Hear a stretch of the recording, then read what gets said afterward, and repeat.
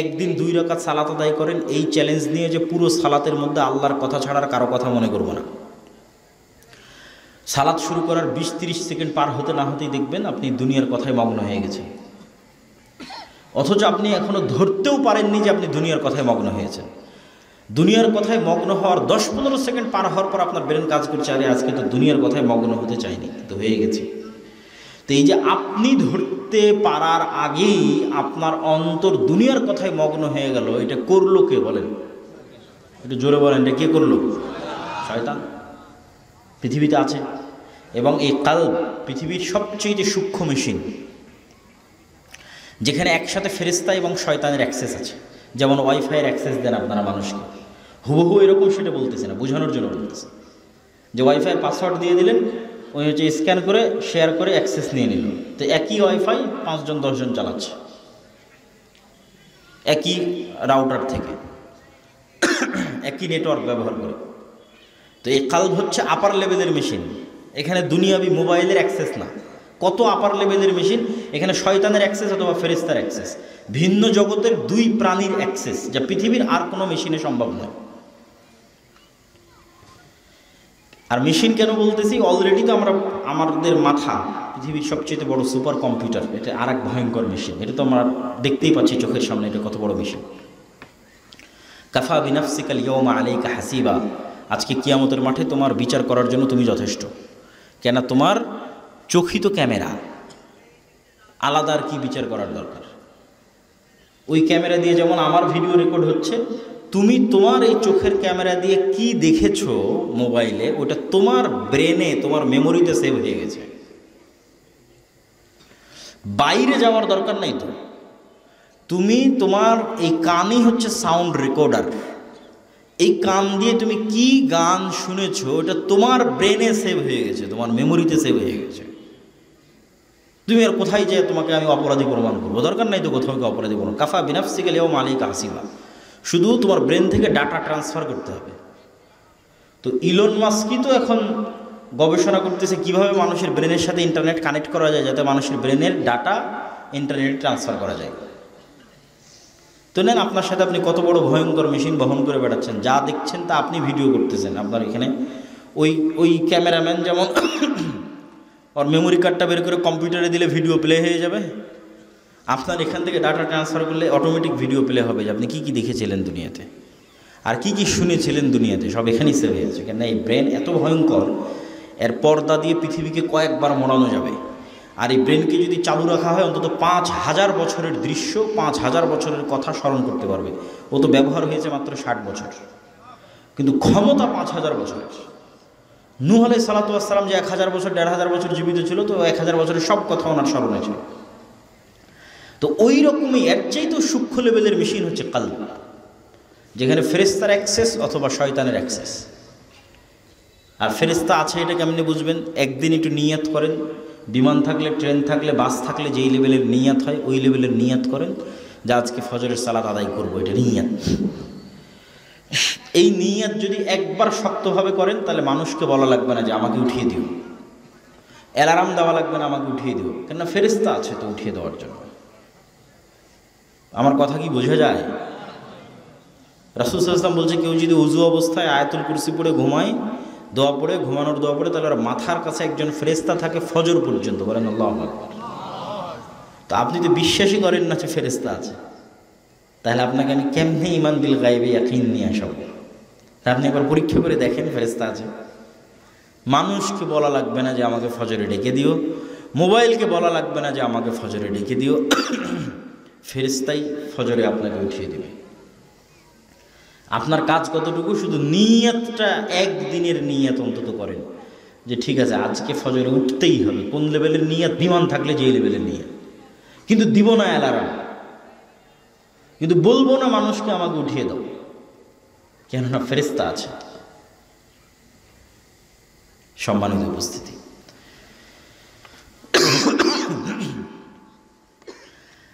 তো আমাদের বক্তব্যের শেষ পর্যায়ে এসে জরুরি কয়েকটা কথা, যদিও আরেকটু আগে উঠলে হয়তো আরেকটু লম্বা সময় আলোচনা করা যেত। উঠতে দেরি হয়, লম্বা সময় আলোচনা করলে সালাতের ঘাটতি, ফজরের সালাত দুর্বল হয়ে যাবে। এই জন্য বক্তব্য আগে শেষ করা উচিত। তো জরুরি কয়েকটা কথা কি, ঠিক আছে গত বছর রামেশ্বরপুরে এসেছিলাম, ভাই বললেন অনেক মানুষ ছিল, আজকে আসলাম মানুষ হয়তো একটু কম, আর একদিন আসা হবে কিনা জানি না, কিন্তু এই আশাই, এই বক্তব্য দেওয়াই, এটাই যদি দাওয়াতের মাধ্যম হয় তাহলে বছরে একদিন দাওয়াত দিয়ে কোনো লাভ নাই। প্রকৃত দাওয়াত স্থায়ী দাওয়াত, পার্মানেন্ট দাওয়াত, অল্প হলেও। তা আপনাদের সাথে আবার কবে দেখা হবে না হবে তার মানে আমাদের দাওয়াত থেকে বঞ্চিত হয়ে যাবেন, এটা তো হয় না। এই জন্য সবচেয়ে জরুরি হচ্ছে আমাদের লেখনীগুলোকে গুরুত্ব দেওয়া, এবং আমাদের লেখনীগুলোর মধ্যে 1 নম্বরে হচ্ছে মাসিক আল ইতিসাম। আমি নিজে ব্যক্তিগতভাবে মাসিক আল ইতিসামে প্রতি মাসে 3টা লেখা লিখি, 3টে প্রতি মাসে, একটা সম্পাদকীয়, একটা মিন্নাতুল বাড়ির ব্যাখ্যা, একটা স্বাভাবিক প্রবন্ধ। তাহলে মাসিক আল ইতিসাম যদি না পড়েন তাহলে এই বছরে একবার বক্তব্য দিয়ে কী হবে? পড়াই জ্ঞান, ইকরা বিসমি রব্বিকাল্লাযী খালাক, এই দিনটা পড়ার দিন, এই দিনটা জ্ঞানের দিন, জ্ঞানের মাধ্যমেই এই দিনে বিপ্লব আসবে। যদি মাসিক আল ইতিসামের পরেও আর কিছু পড়ার সুযোগ হয় তাহলে তো আরও ভালো, কিন্তু একটারও যদি সুযোগ না হয় অন্তত মাসিক আল ইতিসাম নিতে হবে প্রতি মাসে, আজকেও নিয়ে যাওয়ার চেষ্টা করতে হবে। আর যদি সুযোগ হয় এর চেয়ে বেশি তাহলে শাইখ আব্দুর রাজ্জাক বিন ইউসুফের সালাতের বই, বিশুদ্ধভাবে সালাত আদায় করা। আজকে শাইখ আব্দুর রাজ্জাক বিন ইউসুফ আসেনি, তার সব বক্তব্য উপদেশ বইয়ে লেখা আছে, মানে ওনার যত বক্তব্যে যত হাদিস বলে সব হাদিস উপদেশ বইয়ের মধ্যে আছে। ওই বইটা ওই কারণেই লেখা যে আমি যদি কোথাও বক্তব্য দিতে না পারি, ওই অঞ্চলের মানুষ যদি বক্তব্য শুনতে চায় আমার, তাহলে এই উপদেশ বইটা পড়বে। আমি যা যা হাদিস বলি সব হাদিস, যত বিষয়ের ওপর বলি সব এই উপদেশ বই জমা করা আছে। তাহলে বিশুদ্ধ সালাত, বিশুদ্ধ দোয়া, শাইখ আব্দুর রাজ্জাক বিন ইউসুফের বক্তব্য, অথবা আমাদের মিন্নাতুল বাড়ি, অথবা ফিলিস্তিন, এই যে সমসাময়িক মুসলিম বিশ্বে কী হচ্ছে, আফগানিস্তানে কি, তালেবানে কি, এগুলো সব ওই ফিলিস্তিন বইয়ের মধ্যে বিস্তারিত আছে। 2 নম্বর হচ্ছে মক্তব। আপনাদের এই অঞ্চলগুলোতে আমরা মক্তব চালাই, কিন্তু মক্তবের সংখ্যা বাড়াতে হবে। সব মসজিদগুলোকে দাওয়া ইলাল্লাহর অধীনে মক্তব পরিচালনার জন্য দিয়ে দিতে হবে। এখানে তো দায়িত্বশীল আছে, তারা তো কাজ করছেই, তাদেরকে মূল্যায়ন করবেন। মক্তবের শিক্ষকদের ট্রেনিংয়ের জন্য জামিয়া সালাফিয়ার যাতায়াত খরচ মসজিদের কমিটিকে দিতে হবে না, থাকা খাওয়া খরচ মসজিদের কমিটিকে দিতে হবে না, সব আমরাই বহন করি। আবার 600 মক্তবের অধিকাংশ মক্তবের কায়দা বইটাও আমরা গত রমজানে ফ্রি দেওয়ার চেষ্টা করেছি। তাহলে এত বড় একটা নেয়ামত, এত সুযোগ সুবিধা থাকার পরেও যদি আপনারা গ্রহণ না করেন তাহলে এটা জবাব তো আর আমাদের দিতে হবে না, আপনাদেরই দিতে হবে। কেননা এই একদিনের বক্তব্যের চাইতে প্রতিদিন কোরআন শিখবে এটা বেশি জরুরি, প্রতিদিন দিন শিখবে এটা বেশি জরুরি, অল্প হলেও দৈনিক হবে এটা বেশি জরুরি। বয়স্কদের মধ্যেও কোরআন শিক্ষা চালু করা উচিত, বয়স্ক মহিলাদের মধ্যেও কোরআন শিক্ষা চালু করা উচিত। এই জন্য আমরা মেয়ে মক্তব শিক্ষিকারও ট্রেনিংয়ের আয়োজন করতেছি। এটা বলা হয়নি, তামিম ভাই যদি স্টেজে থাকে, যে মহিলা যারা মক্তব শিক্ষিকা আছে, যারা এলাকার গ্রামের মহিলা মানুষদের মধ্যে কোরআন শিখাতে চায়, তাদেরও কোরআন শিক্ষার এবং মৌলিক দিন শিক্ষার ট্রেনিংয়ের ব্যবস্থা আমরা করতেছি। 3 নম্বর উপায় হচ্ছে মাদ্রাসাগুলোকে জামিয়া সালাফির সাথে সম্পৃক্ত করা, যেমন এই মাদ্রাসাটা হয়েছে। উনি দাবি জানালেন যেন আমরা নিয়মিত আসি, ইনশাআল্লাহ যদি আল্লাহ তৌফিক দেয় আমরা আমাদের দায়িত্বের জায়গা থেকে সেটি পালন করার চেষ্টা করব। চতুর্থত, সুদের বিরুদ্ধে যুদ্ধ করতে হবে, এটা খুব জরুরি।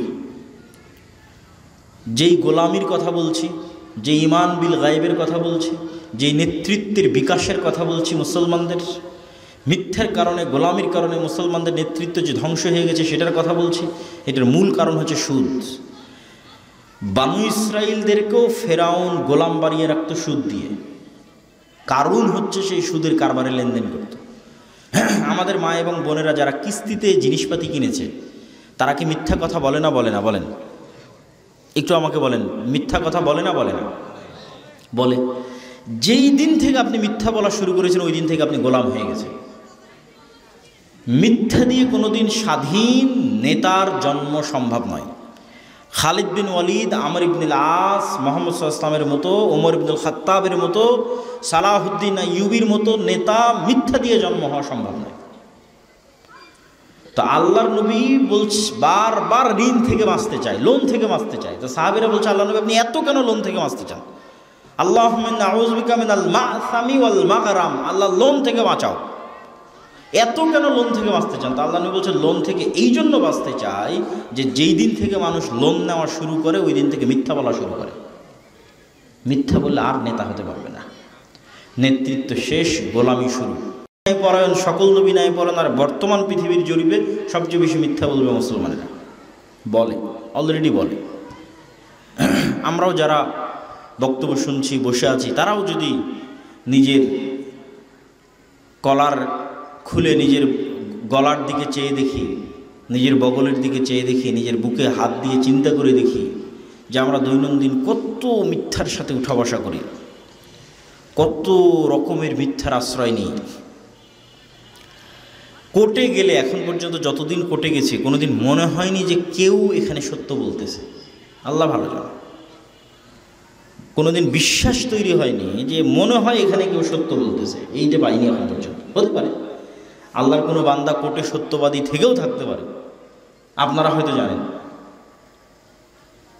কিন্তু আমার কাছে মনে হয়নি কোর্টে গিয়ে এখন পর্যন্ত যে এখানে কেউ এখানে সত্য বলতেছে। কে সত্য বলতেছে? আল্লাহ।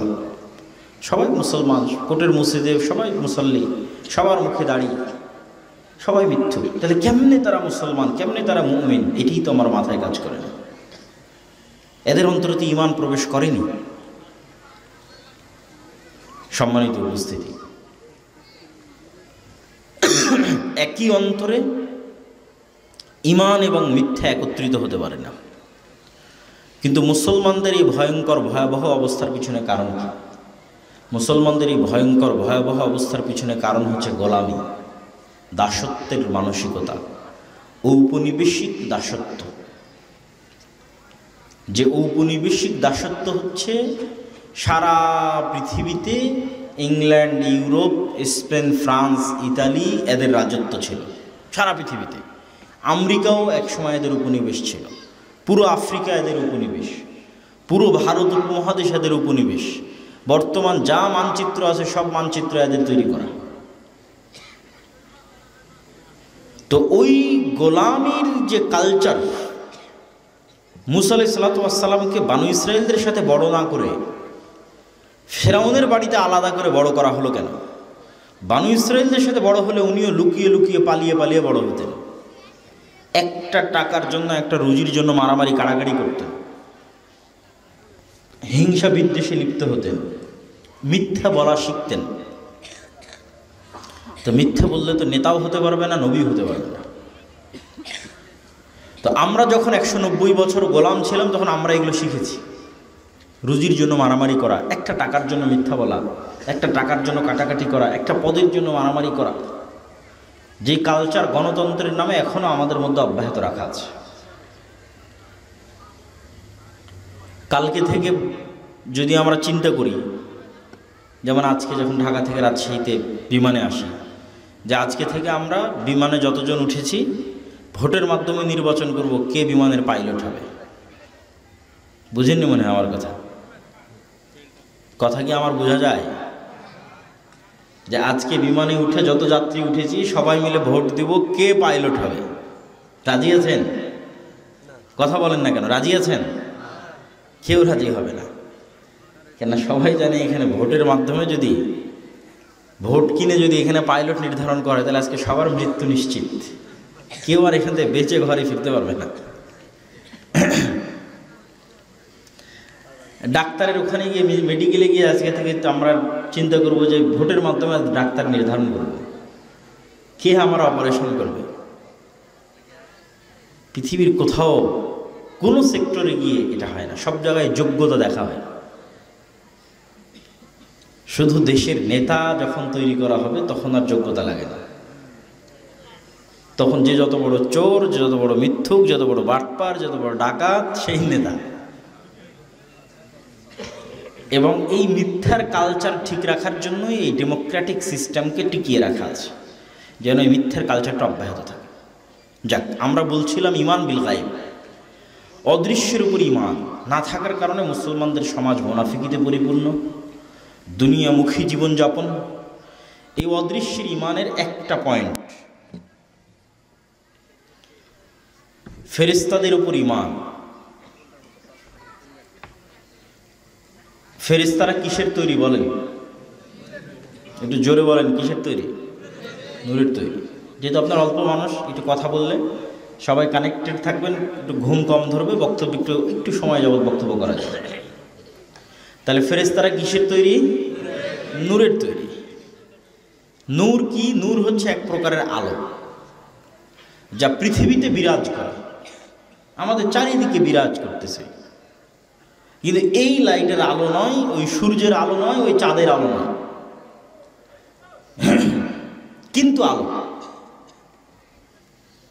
এ আবার কেমন আলো? যে আলো পৃথিবীতে বিরাজ করে কিন্তু চোখে দেখা যায় না, সে আলোই হচ্ছে নূরের আলো। এটা হচ্ছে ওয়ান কাইন্ড অফ লাইট, এক প্রকারের আলো, এবং এটা অস্তিত্বশীল, এটা বিরাজমান। আল্লাহ এবং তার সৃষ্টিজীব, এই দুটের মধ্যে আর হচ্ছে আল্লাহর চেহারা এবং সৃষ্টিজীবের মধ্যে আর হচ্ছে নূর। হিজাবুহুন নূর, আল্লাহর চেহারা ঢাকা আছে নূর দিয়ে। যদি এই নূর সরিয়ে নেওয়া হয় আর আল্লাহর চেহারা উন্মুক্ত হয়ে যায়, তাহলে আসমান এবং জমিন জ্বলে পড়ে ছারখার হয়ে যাবে। লাইসা ইনদা রাব্বিকুম লাইলুন ওয়ালা নাহার, তোমাদের প্রতিপালকের নিকটে কোনো রাত দিন নাই। রাত দিন দুনিয়াতেই হয়, প্রতিপালকের নিকটে কোনো রাত দিন নেই। সারা পৃথিবীর সকল আলোর উৎস, বিনূর ওয়াজহিহি আশরাকাত লাহুদ যুলুমাত, আল্লাহর চেহারা যে নূর দিয়ে ঢাকা আছে, সেই নূরই সারা পৃথিবীর সকল আলোর উৎস। সকল আলো সেই নূরের প্রভাবে প্রভাবিত। আল্লাহু নূরুস সামাওয়াতি ওয়াল আরজ, আল্লাহ হচ্ছে আসমান এবং জমিনের নূর। ইয়াউমা তারাল মুমিনিনা ওয়াল মুমিনাত নূরুহুম ইয়াসআ বাইনা আইদিহিম, মানুষের সৎ আমল নূর তৈরি করে। আপনি দুনিয়াতে জিকির করেন একটা, আর দুনিয়াতে ওযু করেন, আর দুনিয়াতে সালাত আদায় করেন, এই প্রত্যেকটা সৎ আমল নূর তৈরি করে। বলেন আল্লাহু আকবার। আর সেই নূর আল্লাহ কোরআনে বলছে, দুনিয়াতে যে যত নূর হাসিল করেছে, মানে যার ব্যাটারিতে যত বেশি চার্জ, যে যত নূর হাসিল করেছে, মৃত্যুর পর থেকে সেই নূরের প্রভাব সে দেখতে পাবে। তার কবরের অন্ধকার আলোকিত হবে তার আমলের নূরে, কিয়ামতের মাঠের অন্ধকার আলোকিত হবে তার আমলের নূরে। ইয়াউমা তারাল মুমিনিনা ওয়াল মুমিনাত নূরুহুম ইয়াসআ বাইনা আইদিহিম, তাদের নূর তাদের হাতের ডানে বামে বিচ্ছুরিত হতে থাকবে। পুলসিরাত অতিক্রম করার সময় সে নূর দেখতে পাবে, সে নূরের প্রভাবে, নূরের আলোয় আলোকিত হয়ে পুলসিরাত অতিক্রম করবে। যখন ওযু করেছে দুনিয়াতে, এই অঙ্গগুলো কিয়ামতের মাঠে নূরের কারণে প্রজ্বলিত হবে, জলজল জলজল করবে নূরের কারণে। তো মানুষের সৎ আমল নূর তৈরি করে। আল্লাহর কোরআন নূর, আল্লাহর দ্বীন নূর। মা কুনতা তাদরি মাল কিতাব ওয়াল ঈমান ওয়ালাকিন জাআলনাহু নূরান নাহদি বিহি মান নাশা, আপনি জানতেন না কিতাব কাকে বলে, ঈমান কাকে বলে, কিন্তু আমি আল্লাহ এই কিতাবকে নূর বানিয়ে দিয়েছি। ইউরিদুনা লিইউতফিউ নূরাল্লাহ আল্লাহু মুতিম্মু নূরিহি, দুনিয়ার মানুষ চায় আল্লাহর নূরকে মিটিয়ে দিতে, আর আমি আল্লাহ আমার নূরকে পৃথিবীতে প্রতিষ্ঠিত করেই ছাড়বো। আল্লাহর নূর হচ্ছে তার দ্বীন আল ইসলাম, তার কিতাব আল কোরআন। তো ঠিক তেমনি আল্লাহর যেই নূর আল্লাহ সুবহানাহু ওয়া তাআলা পৃথিবীতে রেখেছেন, এই নূরের তৈরি হচ্ছে ফেরেশতা। রাসূলুল্লাহ সাল্লাল্লাহু আলাইহি সাল্লাম বলেছেন, আল্লাহুম্মা জাআল ফি কলবি নূরা ওয়া ফি সামঈ নূরা ওয়া ফি বাসারি নূরা, হে আল্লাহ আমার অন্তরে নূর তৈরি করে দেন, আমার কানে নূর তৈরি করে দেন, আমার চোখে, সামনে, পিছনে, ডানে বামে, উপরে নিচে নূর তৈরি করে দেন। তো নূর যদি নাই থাকে, কোথায় থেকে তৈরি হবে? মানুষের চোখের পাওয়ার যেমন বাস্তব, নূর তেমন বাস্তব, যে আপনার চোখে নূর তৈরি হবে এটা তেমন বাস্তব। কানের পাওয়ার যেমন বাস্তব, কানে নূর তৈরি হবে এটা তেমন বাস্তব। তো আপনি বলে দেখা যে যায় না, পৃথিবীতে এমন অসংখ্য কিছু আছে যা আমরা জানি না। আমরা জানি না মানে নাই, এটা মিথ্যা কথা। আজ থেকে 100 বছর আগে যে মানুষ মারা গেছে ওকে উঠান, উঠিয়ে বলেন যে আব্দুল্লাহ আজকে এখানে বক্তব্য দিবে, আর সেই বক্তব্য আমি ঢাকায় বসে থেকে শুনব। তখনই ঢাকায় বসে থেকে শুনব। ও বলবে যে পাগল, বিশ্বাস করবে না, এটা অসম্ভব যে আব্দুল্লাহ গাবতলীতে বসে কথা বলবে, সে কথা তুমি ঢাকায় বসে সাথে সাথে শুনবা, কেমনি সম্ভব? এটা ছিল গায়েব। এটাই আজ থেকে 100 বছর আগে এটা গায়েব। অথচ পৃথিবীর এই আলোর তরঙ্গের মধ্যে আমার কথা বহন করে নিয়ে যাবে এই ক্ষমতা, আমার ভিডিও দৃশ্য বহন করে নিয়ে যাবে এই ক্ষমতা পৃথিবী যেদিন সৃষ্টি হয়েছে ওই দিন থেকেই আছে।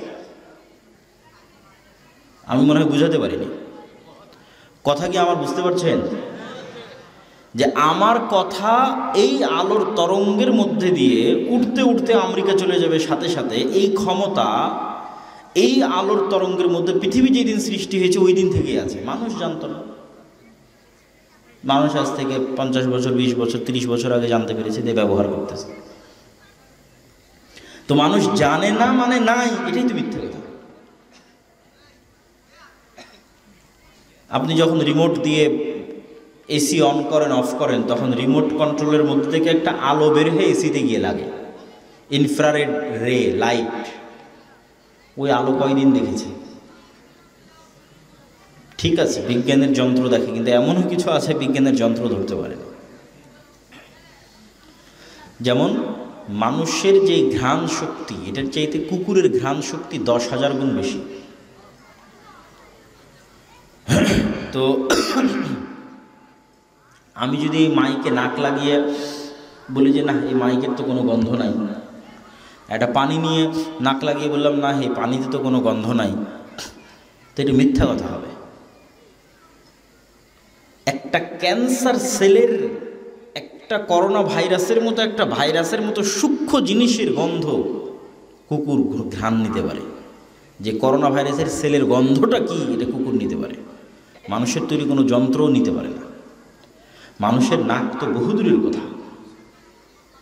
তাহলে এখন মানুষের তৈরি যন্ত্র যদি বলে যে না, এই করোনা ভাইরাসের, এই ভাইরাসের কোনো গন্ধ নাই, বা এই ক্যান্সার সেলের কোনো গন্ধ নাই, তাহলে এটা মিথ্যা কথা হবে। গন্ধ আছে কি নাই ও কুকুর জানে, তুমি জানো না। তো এইরকম পৃথিবীতে এমন অসংখ্য আওয়াজ আছে যে আমরা শুনি না, আমাদের যন্ত্র শোনে না, কিন্তু আল্লাহর সৃষ্টি জীব শোনে। আর এরকম অসংখ্য আলো আছে আমরা দেখি না, কিন্তু আল্লাহর সৃষ্টি জীব দেখে। রাসূল সাল্লাল্লাহু আলাইহি ওয়াসাল্লাম বলেছেন, ইজা সামি'তুমুদ-দীকা, যখন তোমরা দেখবে মোরগ ডাকছে, তখন তোমরা কল্যাণ চাও, কেননা মোরগ নূরের আলো দেখতে পায়। বলেন আল্লাহু আকবার। ফেরেশতার আলো দেখতে পায়। ফেরেশতা নূরের তৈরি, নূর এক প্রকারের আলো যা পৃথিবীতে বিরাজমান। মানুষ দেখতে পায় না, আল্লাহর সৃষ্টি দেখতে পায়। মানুষের তৈরি যন্ত্র দেখতে পায় না, আল্লাহর সৃষ্টি দেখতে পায়। এবং যখন গাধা ডাকবে তখন তোমরা শয়তান থেকে পরিত্রাণ চাও, কেননা গাধা শয়তানকে দেখতে পায়। শয়তান আবার আর এক ভিন্ন আলো থেকে তৈরি। ফেরেশতারা নূরের আলো থেকে তৈরি, শয়তান আগুনের আলো থেকে তৈরি, দুটেই ভিন্ন ভিন্ন আলো। তাহলে ফেরেশতার আলো যেই লেভেলের তথা নূরের আলো, ওটা মোরগ দেখতে পাচ্ছে, আর শয়তানের আলো যেই লেভেলের তথা আগুনের আলো, ওটা গাধা এবং কুকুর দেখতে পাচ্ছে। তাহলে পৃথিবীতে আমরা দেখি না, আমাদের যন্ত্র দেখে না এবং নেয় না, তার মানে নাই, এটা মিথ্যা কথা। সম্মানিত উপস্থিতি, তাহলে ফেরেশতার অস্তিত্বের উপর বিশ্বাস, এটা ঈমান বিল গায়বের একটা পার্ট। 6টা ঈমান বিল গায়ব। আমানতু বিল্লাহি ওয়া মালাইকাতিহি ওয়া কুতুবিহি ওয়া রুসুলিহি, যে আমরা এই 6টা জিনিসের উপর ঈমান আনলাম, তার মধ্যে 2 নম্বরই আছে ফেরেশতা। আপনার ছেলের অস্তিত্ব যত সত্য, আপনার মায়ের অস্তিত্ব যত সত্য, আপনার বোনের অস্তিত্ব যত সত্য, আপনার ভাইয়ের অস্তিত্ব যত সত্য, এখন আমার আপনার সাথে ফেরেশতা আছে, এটা তার চেয়ে বেশি সত্য। এটা তার চাইতে বেশি সত্য। কেন বেশি সত্য? আমরা যখন প্রথম সৃষ্টি হয়েছি তখন কোনো মানুষকে দেখিনি।